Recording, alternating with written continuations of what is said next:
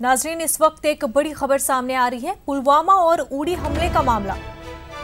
हमलों की जांच या निगरानी नहीं करेगा सुप्रीम कोर्ट। सुप्रीम कोर्ट ने मामले में दखल देने से किया इनकार। अर्जी गुजार ने कहा कि मकामी शहरियों के किरदार की जांच होनी चाहिए, क्योंकि RDX कोई एक शख्स नहीं ले जा सकता। अलहदगी पसंदों के खाते हो बंद। अर्जी में पुलवामा और उड़ी हमले की सुप्रीम कोर्ट के रिटायर्ड जज की क़यादत में जांच कमीशन की तश्कील की मांग की गई है। नाज़रीन, आपको बता दें, पुलवामा और उड़ी हमले का ये पूरा मामला है। हमलों की जांच या निगरानी सुप्रीम कोर्ट नहीं करेगा। सुप्रीम कोर्ट ने मामले में दखल देने से इनकार कर दिया है। अर्जी गुजार का कहना है कि मकामी शहरियों के किरदार की जांच होनी चाहिए, क्योंकि RDX कोई एक शख्स नहीं ले जा सकता है।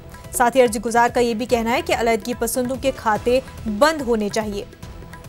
अर्जी में पुलवामा और उड़ी हमले की सुप्रीम कोर्ट के रिटायर्ड जज की क़यादत में जांच कमीशन की तश्कील की मांग की गई है।